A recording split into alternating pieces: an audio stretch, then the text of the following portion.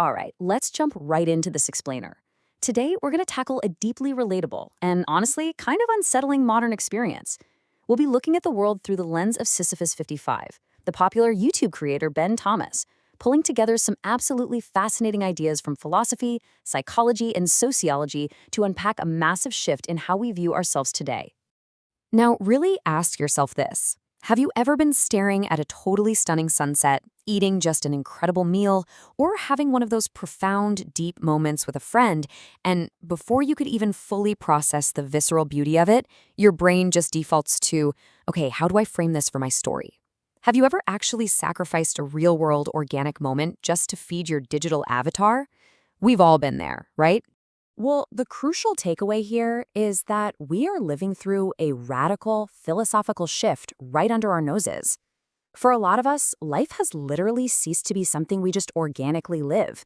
Instead, the whole pursuit of finding your true, authentic self has died. It's been replaced by this continuous, exhausting performance for a totally invisible audience. We're living for the profile, not the person. Philosopher Hans-Georg Moeller actually traces this evolution of identity perfectly, and it's basically a three-step journey. Historically, we started with sincerity, where your identity was completely tied to your commitment to your family or social roles. Then, society shifted to authenticity, right? The whole idea that you have this unique, hidden inner core that you need to discover and express to the world. But today, we've moved past that into a completely new era, profilicity. Under profilicity, we aren't looking inward to find ourselves anymore. Actually, scratch that. We're doing the exact opposite. We're engaging in what Miller calls second-order observation.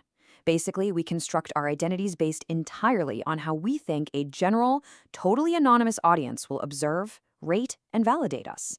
Our entire sense of self-worth is outsourced to metrics, algorithms, and the expectations of a digital crowd. And this constant obsession with curating our profiles traps us in what the philosopher Jean Baudrillard famously called hyperreality. It's like living in an endless digital hall of mirrors.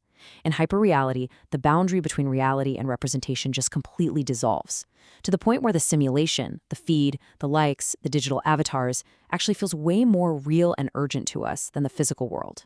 The symbol has completely replaced real human connection. This brings us to a brilliant diagnosis of our modern condition by philosopher Byung-Chul Han. He argues that we are currently living in the society of the like. Think about that phrase. In this society, everything that's complex, challenging, or subversive gets sanded down until it's just universally agreeable and well-liked. We've become absolutely terrified of the rough edges of real life. Han takes this even further. He says we've actually become algophobic. Now, what does that mean? It means we've developed a collective fear of pain and negativity. Just to keep the digital wheels of commerce, validation, and market communication spinning as fast as humanly possible, we actively try to drive out all the friction, the truth, and the necessary pain that actually makes us human. We just want a smooth, frictionless feed. Just think about the stark contrast between these two worlds. The real world, the one we actually evolved to inhabit, is inherently messy. It's painful, visceral, and totally unpredictable. But hey, that is exactly where growth and resonance actually happen. The society of the like, on the other hand, is just this palliative comfort zone. It perfectly echoes what Theodor Adorno warned us about decades ago with the culture industry. It becomes a commodified hell of the same, where absolutely everything, even our own personalities, is perfectly curated to be easily digestible for the market. Now, you might be thinking, wait a second, what about photo dumps? Or taking those blurry, chaotic pictures with 0.5 lenses? Isn't that rebelling against perfection? Well, not exactly. There's a massive difference between true realness and what we call tactical authenticity. You see, much like the modern trend of luxury beliefs, where people just parade high-status ideologies online, not because they truly live by them, but just to signal prestige to their peers, these blurry, messy posts are just a manufactured aesthetic. They are meticulously planned imperfections designed to signal realness without actually being spontaneous at all. So ultimately, this modern display of rawness isn't true authenticity. It's really just authenticity in the service of profilicity. It's a totally cynical self-branding exercise. You're just utilizing the aesthetic of being messy to optimize your profile's market value and hack your engagement. And that brings us to this razor-sharp realization from Byung-Chul Han. We exploit ourselves completely voluntarily. It's wild. We genuinely believe we're self-actualizing and expressing our unique individuality online. But in reality, We are just turning our very identities, our private memories, and our personal aesthetics into highly efficient digital commodities to be chewed up by the feed. So what does this all mean? If our identities have been completely hijacked by this second-order observation and we're trapped in this hyper-real simulacrum, we really have to ask the big question: how do we get out? How do we stop constantly performing and actually start living? How do we reclaim that visceral, messy connection to the real world? Cognitive psychologist John Vervaeke suggests the answer is all about reclaiming resonance. Vervaeke points out that relying purely on digital data and living in an information vacuum has plunged us into a profound meaning crisis. We feel alienated from reality simply because we're missing the dynamic, physical play between ourselves as agents and the real-world arena we actually live in. To cure this alienation, Vervaeke outlines 3 vital types of knowledge that we are completely starved of in the digital age. We need participatory knowledge, how to actually be with others; perspectival knowledge, what it's like to physically be right here, right now; and procedural knowledge, how to actually physically do things. Look, these aren't things you can learn by scrolling. You literally have to step outside and practice them offline to restore your connectedness. But philosophically, how do we mentally survive the relentless pressure of profilicity?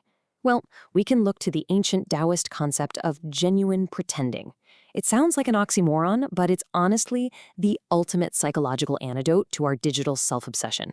It basically means fully and playfully engaging in the social roles demanded of us, but doing so with a very specific, detached mindset.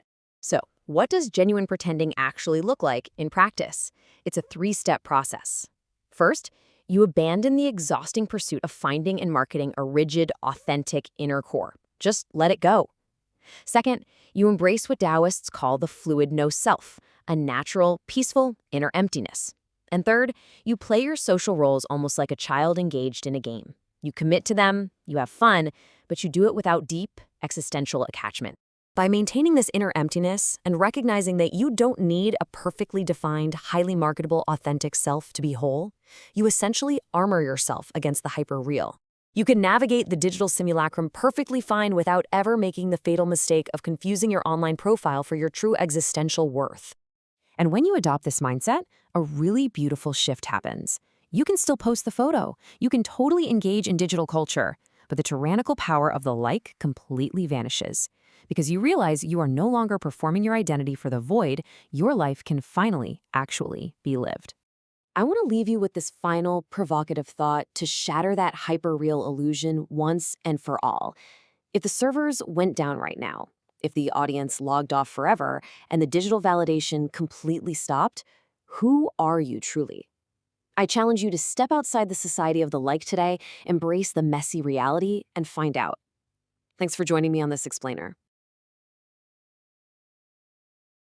Have you ever caught yourself experiencing this truly beautiful moment?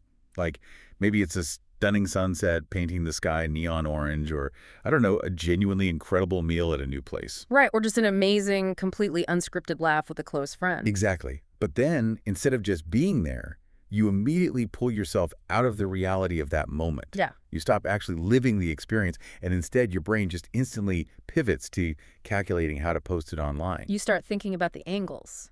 Yes. Yeah. The right camera angle, the lighting, crafting the perfect witty caption. Yeah. And it's all just to prove to this, like, invisible audience that you are, in fact, having a beautiful moment. I mean, it is a profoundly common reflex for almost everyone alive today. It really is. We instinctually interrupt our own lives to document them, and that reflex, that specific modern impulse to prioritize documentation over the experience, well, that's exactly the phenomenon we are dissecting today. Welcome to the deep dive. Today, our mission is to explore a question that feels incredibly urgent and honestly slightly unsettling. Have we basically sacrificed our actual flesh and blood lives to feed our digital profile? Right. We are anchoring our conversation today in the work of Ben Thomas, the brilliant analytical mind behind the YouTube channel Sisyphus55.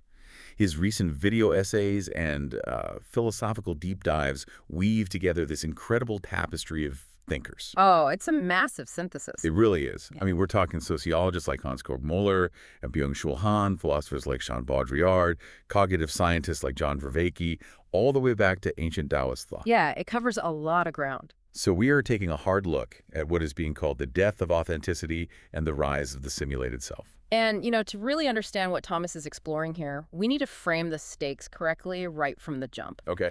Because we are not just talking about the modern habit of, like, spending too much time staring at our phones. Right. This isn't just a mild sort of boomer-esque critique of social media narcissism.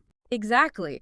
What we are examining is a fundamental historical shift in the architecture of human identity itself. Wow. We are currently undergoing this massive cultural transition away from the belief that we possess a permanent, authentic inner core.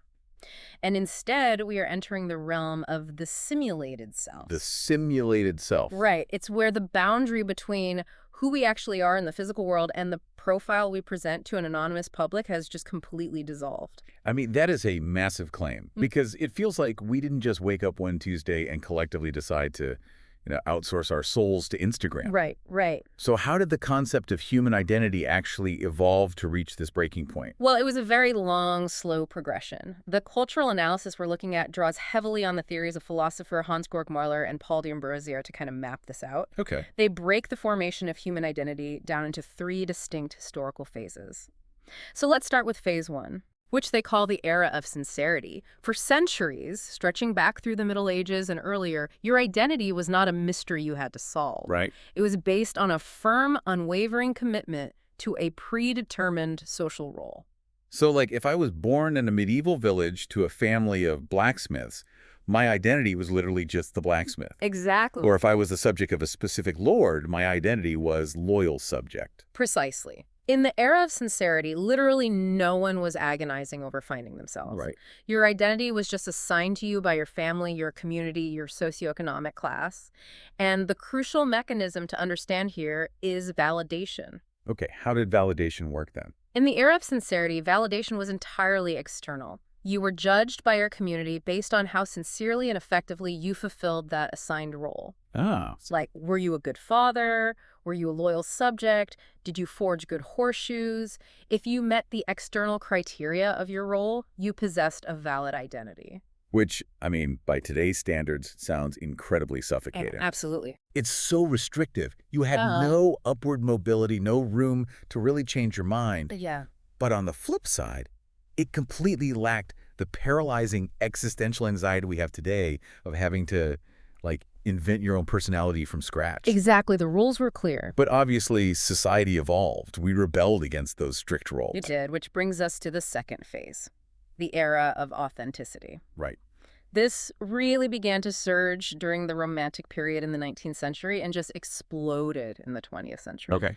This is the cultural belief that there is a unique, original, highly individualized inner self buried deep inside each of us. The true you. Exactly. Suddenly, your life's mission drastically shifts. You are no longer trying to fulfill a rigid social role. Your goal is to discover, unlock, and express this hidden inner core to the world.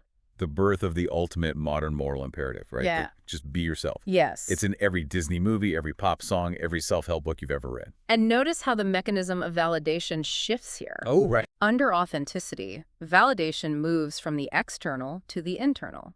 The only person who can truly validate your identity is you. By looking inward. Exactly, by looking inward and judging whether you are being completely true to your unique essence. Wow. It gave birth to the archetype of the self-made individual, the rebel who defies societal expectations, the tortured artist expressing their inner truth regardless of what the public thinks. Right. But the core argument we are unpacking today is that this era of authenticity, this idea of the sacred inner core, is actually dying out. Yeah. It might, honestly, already be dead. Yeah. Which brings us to the third phase, the era we are attempting to navigate right now, which is profilicity. Yes, and this is where Marler's theory becomes incredibly sharp.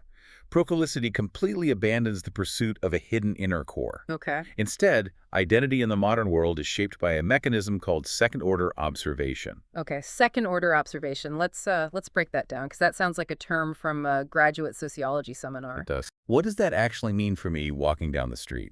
Let's use an analogy. First-order observation is simply looking at an object directly and evaluating its utility. Okay. You see a coffee mug, and you evaluate it purely as a vessel.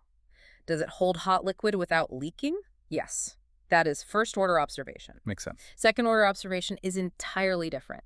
It is not looking at the object itself. It is observing how the object is seen, rated, and validated by other people. Oh, okay. Yeah. This is the branding analogy Ben Thomas uses in the sources. Exactly. Like, when you look at a pair of Nike sneakers, Yeah. you aren't just engaging in first-order observation of a piece of rubber and fabric designed to protect your foot. No. You are observing the brand's profile. You see that swoosh logo, and you are inherently, instantly aware of how millions of other people perceive that swoosh. Right, you're observing it through the lens of a general peer. A general peer, right. This massive, anonymous public entity that has already assigned a specific cultural value, coolness, and status to that profile. Spot on. And we take that a terrifying step further today, because under Profilicity, we have begun applying this exact manufactured branding mechanism to human beings. To ourselves. Yes.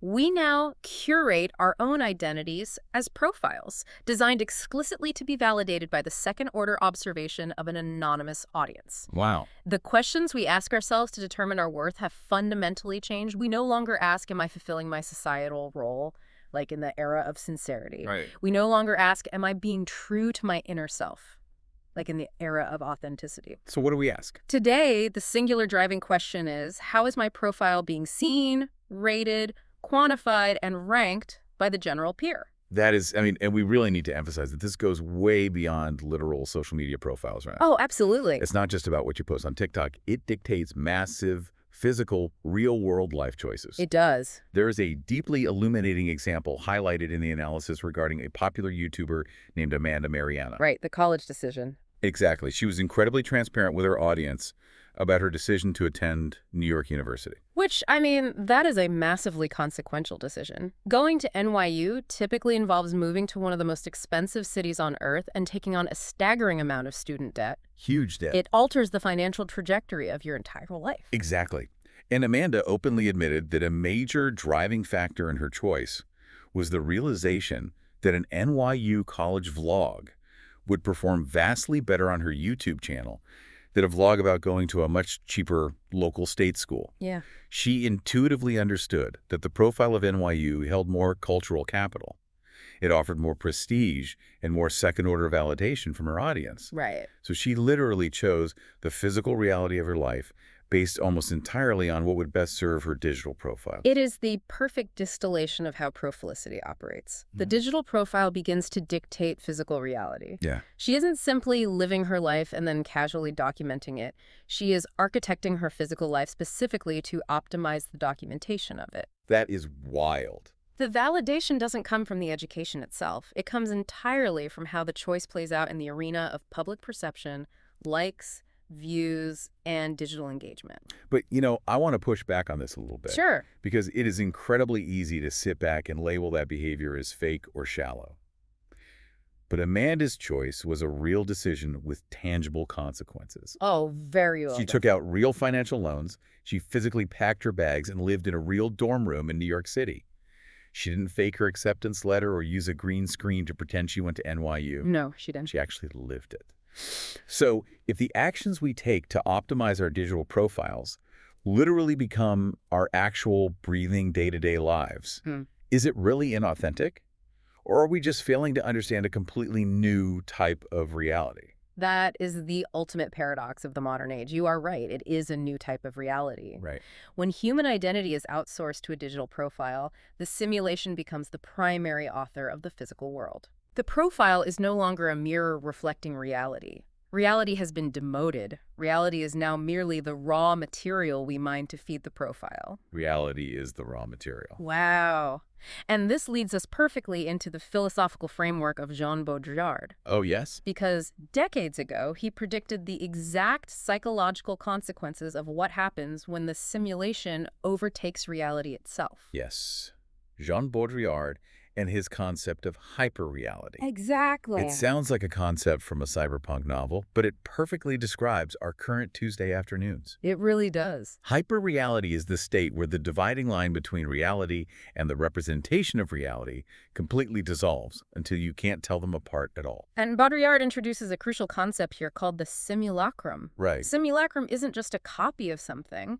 It is a copy or a representation that eventually becomes more real to us than the physical reality it was originally trying to represent. More real than real. Exactly. In a hyperreal world, Baudrillard argues we are drowning in a soup of images, signs, and digital symbols that have completely severed all connection to the physical, organic world. Ben Thomas describes modern social media as the ultimate hall of mirrors, and it is so incredibly accurate. Yeah. Think about the layers of abstraction we consume daily as entertainment.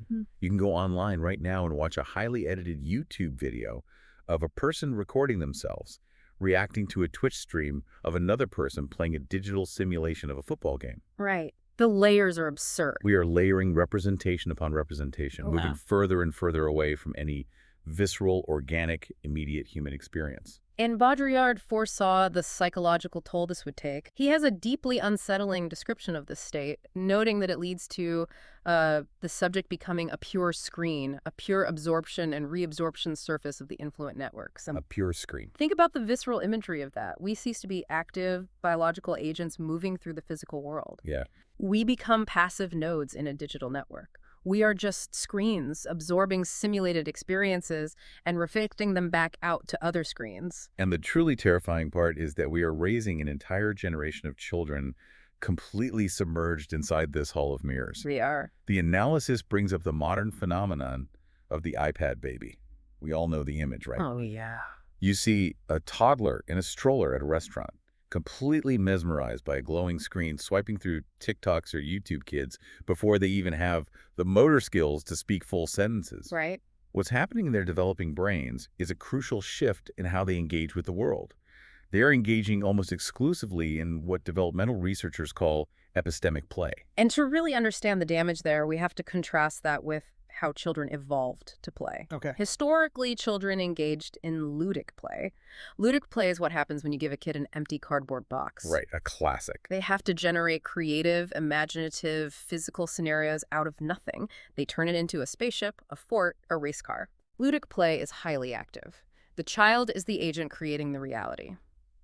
Epistemic play, on the other hand, involves simply consuming, receiving, and organizing information that is already provided to them by a digital interface. It's fundamentally passive. Extremely. The iPad baby isn't creating a world. They are navigating a pre-rendered simulation. They're being born directly into the hyperreal interface, experiencing the world as a read-only file rather than an environment they can physically shape. And the consequences of this detachment from physical reality ripple out into literally everything, especially how adults engage with politics, morality, and society. Sisyphus 55 brings in the work of philosopher Andrew Potter to explain how this hyperreality breeds a phenomena he calls luxury beliefs. This concept blew my mind, and I want to be really careful and clear here that we are looking at this purely through a sociological lens. Okay? Yes. We aren't judging the merit of any specific political belief, left or right. We are analyzing the mechanism of how and why people hold beliefs in a digital age. Exactly. Potter's argument traces the evolutionary utility of belief. For the vast majority of human history, our internal beliefs had to correspond intimately and accurately to physical reality. Because our survival depended on it. Literally. If you held a false belief about which berries were poisonous or what time of year the river flooded, you died. Reality provided an immediate, brutal feedback loop for false beliefs. Wow. But today, for a significant portion of people living in Western industrialized nations, basic physical survival is largely secured by massive infrastructural systems. Right. You flip a switch, the lights come on. You go to the store, there's food. Because we are deeply insulated from the harsh physical consequences of the natural world, our beliefs become entirely detached from survival utility. So if our beliefs aren't keeping us alive, what are they doing? They become tools for status competition. They become fashion accessories. People engage in incredibly intense, vitriolic online battles over complex political, social, or economic ideologies. Oh, constant. But they aren't engaging in these battles because they are actively implementing those ideologies in their physical communities. They are professing these beliefs to signal their social status to their general peer. Okay. The beliefs serve entirely as profile boosters. They are luxury items worn digitally to signal to the algorithm and the audience which social tribe you belong to. That makes so much sense. The belief doesn't actually need to correspond to practical, implementable reality. It just needs to optimize your profile's normative approval rating. It's like we are all sitting in a beautiful restaurant, surrounded by incredible food, but instead of eating, we are frantically reading the Yelp reviews of the restaurant. Yes. Violently arguing with strangers over the reviews, editing our own reviews to sound smarter, and completely starving to death while the meal sits right in front of us getting cold. That is a perfect analogy. We are entirely obsessed with the metal layer of the experience, completely ignoring the physical reality. But this brings us to a massive, glaring contradiction in our culture. Okay, what's that? If we are completely submerged in this hyperreal simulation where everything from our college choices to our political beliefs is a curated performance for a digital profile, why is the word authenticity still the single most powerful buzzword on the internet? Oh man, it's everywhere. Every corporate brand, every wellness influencer, every life coach is screaming at us through the screen, just be yourself, be authentic, show us the real you. Right. If we are genuinely living in the age of profilicity, why is the modern economy so desperately obsessed with the language of authenticity? Because the deep human craving for things that are real hasn't disappeared. Capitalism and the digital interface have simply commodified it. Commodified authenticity. Exactly. The system recognized our exhaustion with perfection, absorbed our desire for the real, and repackaged it into an aesthetic. What we are experiencing now is not actual organic authenticity. Yeah. Mahler calls it authenticity in the service of profilicity. Tactical authenticity. Yeah. The deliberate, highly calculated manufacture of realness. It is the intentional curation of flaws and imperfections to signal to your audience that you are, in fact, relatable, grounded, and genuine. We have reached a point where the pursuit of appearing original has literally become a standardized, predictable technology. Wow. The social media algorithms demand constant engagement, and users have developed a very high immune response to highly polished, corporate-looking, heavily filtered content we know when we are being sold to. Right. So the new advanced strategy to boost your profile is to perform effortlessness. You can see the visual signifiers of this everywhere. Like, let's look at the evolution of Instagram. Okay. 10 years ago, you posted one single, heavily retouched, perfectly composed photo. Now, the dominant format is the photo dump. Oh, the dump, yeah. You post a carousel of 9 seemingly random, chaotic images. It'll be a blurry picture of a street sign, a half-eaten bagel on a paper plate, a highly unflattering selfie taken from a low angle, and maybe a weird meme. Or look at the massive trend of taking photos using the 0.5 ultra-wide lens on the iPhone specifically to distort your proportions and make your face look bizarre and stretched out. Right. Or the boom in apps that apply digital filters to simulate the light leaks, dust, and grain of a cheap 1990s disposable camera. Every single one of those visual techniques is a calculated aesthetic choice deployed to manufacture a veneer of spontaneity. A veneer, exactly. They are designed to scream to the observer, look how little I care. I didn't try hard to take this. I am just living my messy, authentic, unvarnished life. But the irony is staggering. It really is. Spending 45 minutes carefully selecting the exact perfect 9 chaotic photos to prove to the internet how little you care is in itself an act of extreme, exhaustive curation. And there is a massive class dynamic at play here that Ben Thomas highlights. Oh, this is fascinating. The context of who is performing this messiness matters immensely. Think about the difference between a celebrity and a normal person engaging in this aesthetic. If a millionaire supermodel posts a blurry flash photography mirror selfie wearing baggy sweatpants with no makeup, the internet collectively praises them. Right, the comments are flooded with, "You are so real for this, so brave, so relatable." Exactly. But if you actually look at the photo, the blurry mirror she is using is a $20,000 Parisian antique sitting in a sprawling multi-million-dollar bedroom in Calabasas. Contrast that with an average college student. Right. If that student posts the exact same blurry, no-makeup selfie in their cramped dorm room under the harsh, ugly, yellow fluorescent light on the ceiling, what the internet colloquially mocks as poor people lighting, the reaction is entirely different. Very different. It isn't praised as brave or relatable. It's just viewed as unremarkable or even sad. The aesthetic of being messy and real is fundamentally a luxury performance. It's a luxury. The celebrity can afford to cosplay as unpolished because their foundational status, their wealth, and their baseline profile are incredibly secure. The aesthetic is a costume they can take off. Which exposes the agonizing irony of this whole era. By trying so desperately hard to prove to our followers that we aren't performing, we end up performing the incredibly taxing act of not performing. It is psychological exhaustion. It is. And it makes me wonder if this is the exact reason why forms of hyper-performance are becoming so deeply popular again. How so? Well, think about the rise of drag queens in mainstream culture, or certain highly theatrical video essayists like ContraPoints. Oh, I see what you mean. They don't pretend for a single second to be natural. They wear massive, impossible wigs, extravagant costumes, and use incredibly dramatic artificial lighting. Yeah.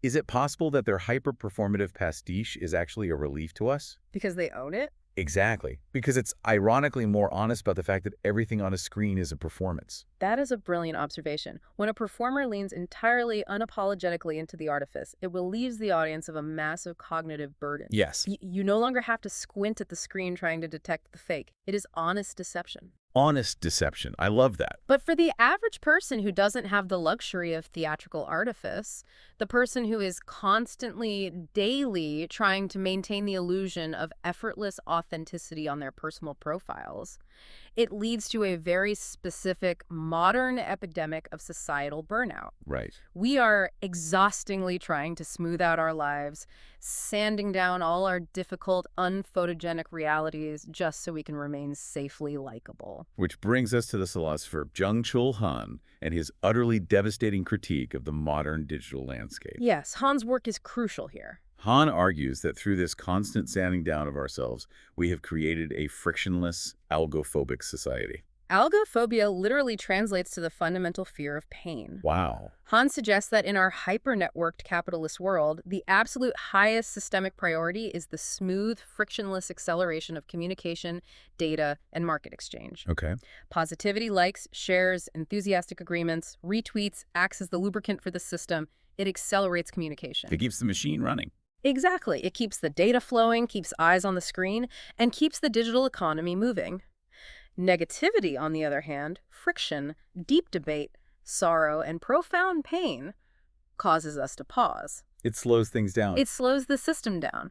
Therefore, the digital system is algorithmically designed to pathologize and eradicate pain at all costs. We live in what Han calls the society of the like.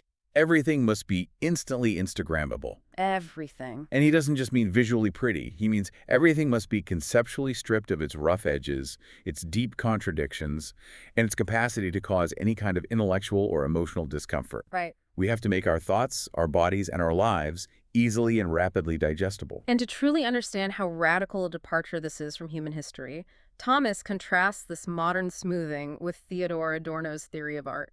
Okay, tell me about Adorno. Historically, Adorno argued, the fundamental purpose of art was precisely to introduce a foreignness to the world. Art was supposed to alienate us. Yes. It was meant to disturb our comfortable assumptions, to shock our systems, to present us with the radical other. It was meant to be a sharp break in our daily reality that forced us to think differently. But today, that's completely gone. Completely. Today, cultural products, whether it's Hollywood movies, pop music, or viral online content, are ruthlessly smoothed out by market-tested algorithms. Right. They ensure they are immediately likable, easily consumable, and readily sponsorable by advertisers. Because if a piece of art or a complex idea causes genuine friction, people might feel uncomfortable and stop scrolling. And if they stop scrolling, the platform loses ad revenue. Exactly. So we culturally filter out anything that truly challenges us. But Han argues that losing this pain, losing this friction, is actually a catastrophic loss for our basic sense of truth, isn't it? It is the death of truth, and understanding why pain is conceptually and philosophically necessary is one of the most profound parts of this analysis. Drawing on heavyweight thinkers like Hegel and Slavoj Žižek, the argument is made that the real does not emerge when everything is peaceful, agreeable, and harmonious. Right. The real only emerges through conflict and antagonism. Pain provides the actual contours of the self. Exactly. Let's unpack Žižek's concept of the parallax view here because it explains this perfectly. Okay. Think about looking at an object in a room. If you close your left eye, it looks like it's in one position. Close your right eye, it shifts. Yeah. The truth of the object's location doesn't exist in either single viewpoint. The truth exists in the gap, the tension, the conflict between the two perspectives. Wow. Okay. Similarly, emotional or physical pain is the manifestation of confronting a reality that actively resists our desires. Pain forces us to confront truth. Do you have an example? The most visceral example provided is grief. You often only know a relationship was profoundly, undeniably true and real when you feel the agonizing physical pain of its loss. That's heavy, but true. The pain is the ultimate proof of the reality.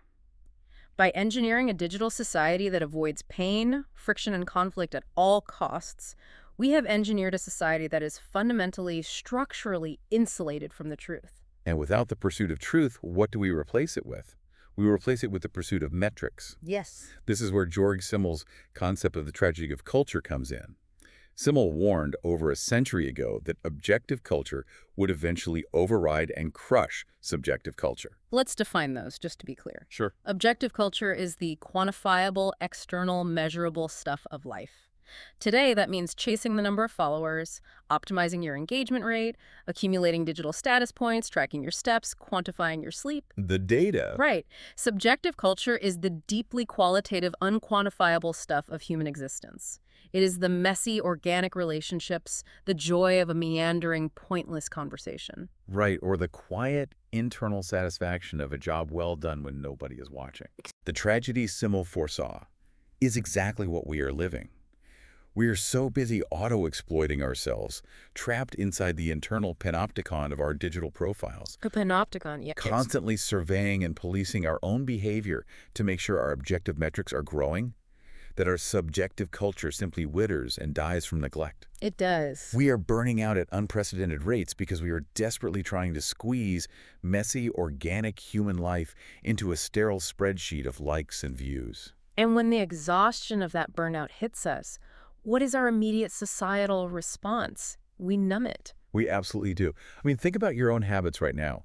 Think about the last time you felt a truly negative emotion. Yeah. Like a sudden spike of anxiety, a wave of profound loneliness, the sting of rejection, and what did you do? You almost certainly picked up your phone to scroll. Oh, instantly. We do it instantly, mechanically. We're actively using these platforms as digital anesthetics to avoid the friction of our own mind. We don't want to feel it. We don't want to sit in silence at a red light or in a waiting room and feel the pain of being human, so we dissolve ourselves into the endless soup of images. But this constant, chronic numbing behavior, this relentless avoidance of friction and subjective depth, inevitably creates a massive psychic void. A void. Yes.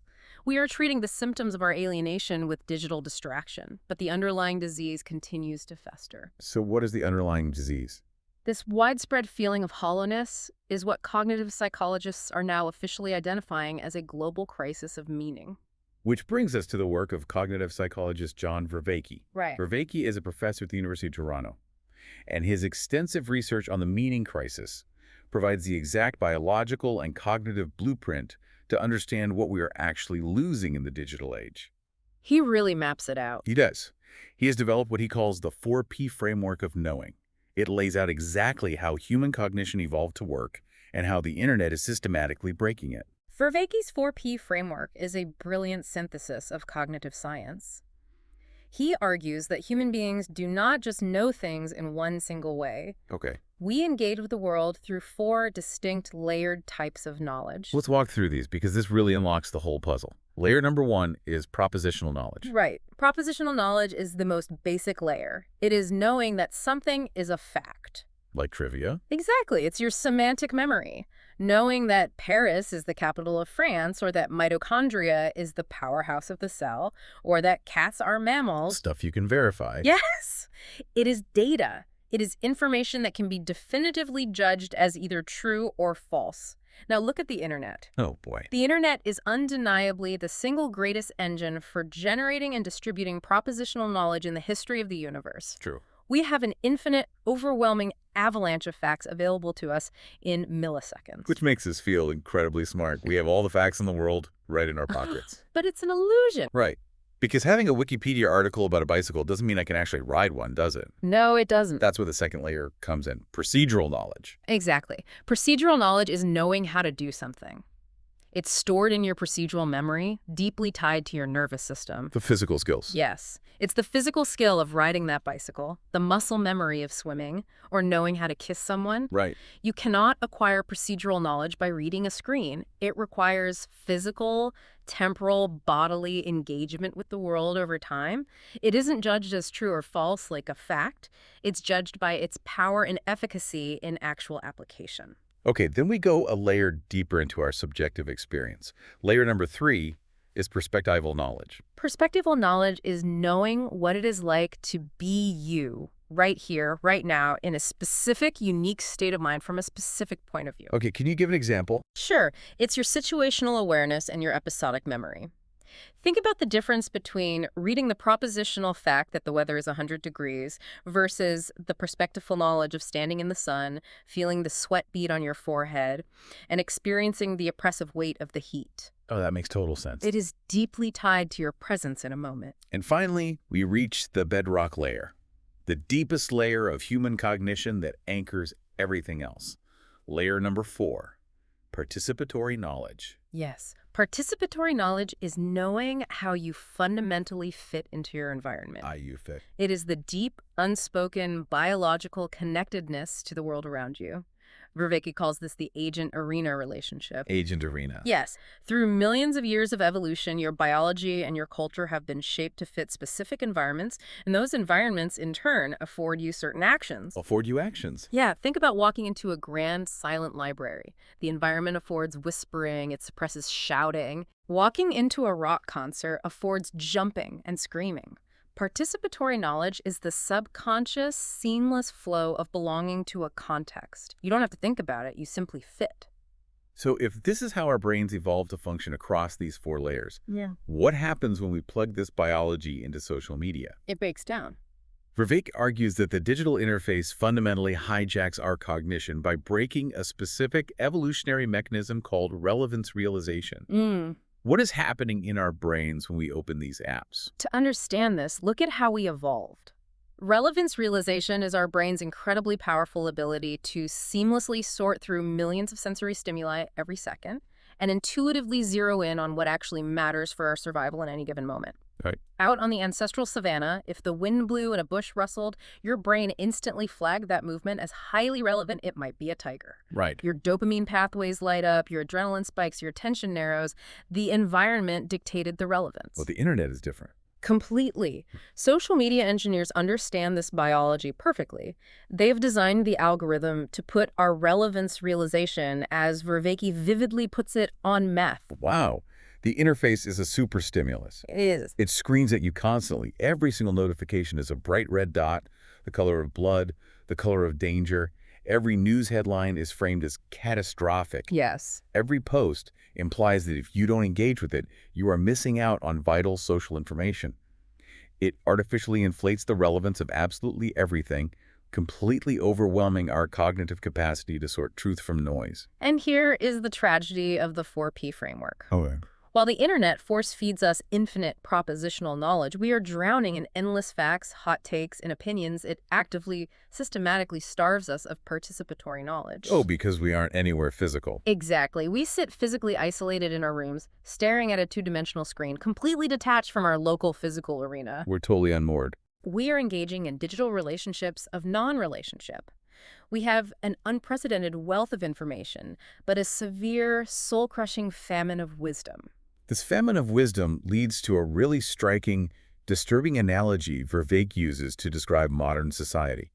He compares massive portions of modern Western populations to zombies. It's a harsh metaphor, but when you look at the cognitive mechanisms we just discussed, it's incredibly accurate. Right. What is a zombie in pop culture? It's a creature meandering aimlessly, devoid of internal mind, driven entirely by base consumptive urges. Exactly. But most importantly, a zombie has no home. It just wanders. Vervaeke connects this to the psychological concept of domicide, the literal killing of a sense of home. Yes. Because we have lost our participatory knowledge, because our connection to the physical world and our local communities has been severed by the screen, we've become existentially homeless. Existentially homeless. We wander the infinite digital landscape, consuming brains, or in our case, consuming endless content, but we remain hollowed out, deeply alienated from our own existence. Which is a terrifying diagnosis. It is. So we arrive at the precipice. If we are living in a society of profilicity, trapped in a hyperreal simulacrum where nothing feels real, terrified of experiencing pain and suffering from digital domicide, how on earth do we survive this? That's the big question. Because let's be pragmatic here. We can't just throw our phones in the ocean. We can't entirely stop using profiles to navigate the modern economy. You need a LinkedIn to get a job. You do. You need to network to exist in society. How do we participate in this digital space without becoming hollowed-out zombies? The answer the analysis arrives at is profoundly counterintuitive to Western thinking. Okay, hit me. The solution does not lie in aggressively fighting the digital profile. And it certainly doesn't lie in retreating to the woods in a futile search for a pure, uncorrupted, inner authentic self. So what do we do? Instead, we have to radically fundamentally change our psychological relationship to the concept of identity itself. And to find the blueprint for that, we have to turn to ancient Eastern philosophy. This might be the most liberating part of the entire deep dive. The antidote provided by ancient Daoist thought and Zen Buddhism. Yes. Specifically, they point to the concept of the no-self and a modern practice called genuine pretending. Let's start with the no-self, because it directly challenges everything we've been taught since childhood. Right. The Western obsession with authenticity demands that we locate a rigid, permanent, clearly defined inner core. That true essence again. We are told that if we just spend enough years in therapy or travel to enough countries or consume the right identity-affirming products, we will finally figure out who we really are. Right. But Taoism suggests that this entire agonizing pursuit is based on a fundamental illusion. An illusion. Yes, there is no permanent, rigid inner core to find. The self is entirely fluid, empty, and constantly changing in response to its environment. Wow. Attempting to freeze this fluid reality into a static, marketable, perfectly defined digital profile is exactly what makes us so miserable, exhausted, and narcissistic. So if the self is an illusion, how do we act in the world? This leads directly to the concept of genuine pretending, a term developed by sociologists Moeller and D'Ambrosio. Yes. I genuinely believe this is the psychological superpower required for surviving the digital age. Genuine pretending is the ability to engage in your necessary social roles with the absolute sincerity and lightness of child's play. And to understand this, watch how a child plays a game of cops and robbers. Okay. When a child plays, they fully physically commit to the role. They are running, they are hiding behind couches, their heart rate is up. They're into it. They are experiencing real adrenaline and genuine joy. They are deeply, sincerely engaged in the present reality of the game. But, and this is the crucial part, they simultaneously retain the internal psychological awareness that it is just a game. Right. They know they aren't actually a police officer. They know that when dinner time comes, they will drop the toy, walk away, and go eat. Their core worth is not tied to the role of the cop. This is the exact balance we need. You commit to the role in the moment. Yeah. That's the genuine part. You do the work, you engage with the community. Yes. But you retain an internal psychological distance, knowing that the role you are playing is transient. It is contingent on the environment, and it absolutely does not define your ultimate cosmic worth. Exactly. That's the pretending part. If you can apply this framework to your digital profile, you find immediate liberation. I can see that. You can curate your LinkedIn to get that job. You can post the photo dump on Instagram to share a joke with your friends. You can engage in all the necessary transactional identity work required by the modern world. But it doesn't own you. Right. You do it with the internal piece of the no-self. You don't over-identify with the profile. If the post doesn't get likes, if the algorithm ignores you, it doesn't destroy your soul because you know the profile is not you. It's just a game. It is just a temporary role you are playing in the digital arena. Sisyphus 55 connects this beautifully to Zen Buddhism, specifically quoting the legendary teacher Shunryu Suzuki. Suzuki famously said, "In the beginner's mind there are many possibilities, but in the expert's mind, there are few."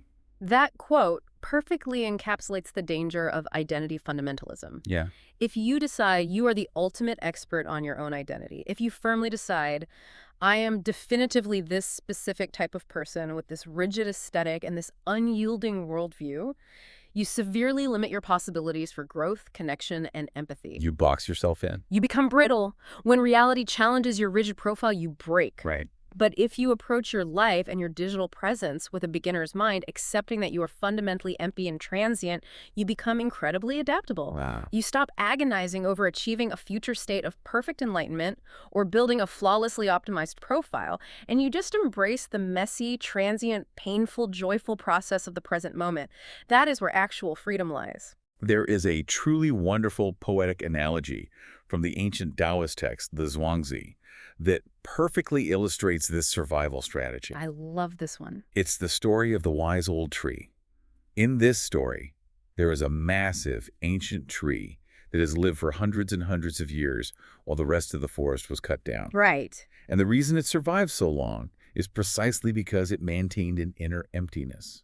It grew in wildly twisted, knotty, bizarre ways that made its wood completely useless to human carpenters. Useless. Because it didn't conform to society's standards of usefulness, because it couldn't be chopped up and turned into lumber to build a ship or a house. No. It was spared the axe. It was allowed to just exist, to grow old, and to thrive purely in its own nature. It echoes another incredibly famous Taoist insight. The usefulness of a cup is in its emptiness. Yes. Think about the physical reality of a cup. If a cup is already full to the brim with concrete, it is completely useless. Right. It cannot hold anything new. Right. Psychologically, if we fill ourselves up to the brim with desperate, rigid definitions of our identity, we leave absolutely no room to receive the world. We become concrete cups. Wow. But if we empty ourselves of the neurotic need to be perfectly authentic or flawlessly profiled, we become adaptable vessels. Right. We create the necessary space for true, participatory connection with physical reality. And I think a huge, incredibly practical part of achieving this emptiness, something that often gets lost in these heavy, abstract, philosophical discussions, is humor. Oh, absolutely. Humor is essential. Humor is a vital biological therapeutic tool. Think about it. If you cannot laugh at the sheer objective absurdity of carefully selecting an emoji to prove your emotional depth on a corporate platform, you are taking the simulation way too seriously. Definitely. If you can poke fun at the absurdity of curating your life online, you instantly break the hypnotic spell of identity fundamentalism. Humor physically requires distance. You literally cannot laugh at something you are completely blindly fused with. That is a profound point. Humor introduces friction. It does. It introduces that little bit of pain, reality, and perspective that the hyper-smooth society of the like tries so desperately to erase. Humor allows you to play the digital game without being consumed by the matrix. Well, we have covered a truly massive amount of ground today, pulling together so many threads of how we ended up here. We really did. We traced our psychological evolution from sincerity, where we found peace in playing our assigned social roles, to authenticity, Right. where we agonized over finding a mythical inner core. Right.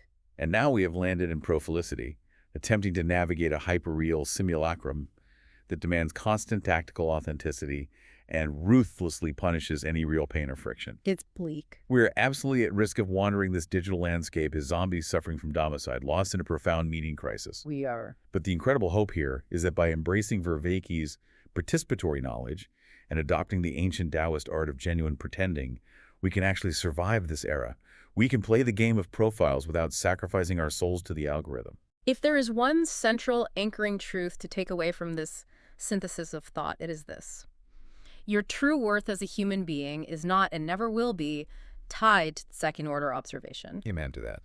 You do not need to constantly, exhaustingly optimize yourself for the validation of an anonymous audience. It is entirely okay. In fact, it is biologically necessary to experience the friction, the messiness, the failures, and the pain of real life. Because that's where truth resides. Exactly. You have permission to relieve yourself of the immense burden of the perfect profile. So I want to leave you with a challenge. Next time you experience something truly beautiful, that neon sunset, that incredible meal, that sudden echoing burst of laughter with a friend, try a radical experiment. I love this. Let the moment completely wash over you. Be intensely present for it. And then let it end. Just let it go. Let it disappear forever without recording it. What if the most deeply authentic thing you can possibly do today is to completely forget that you have an identity to maintain?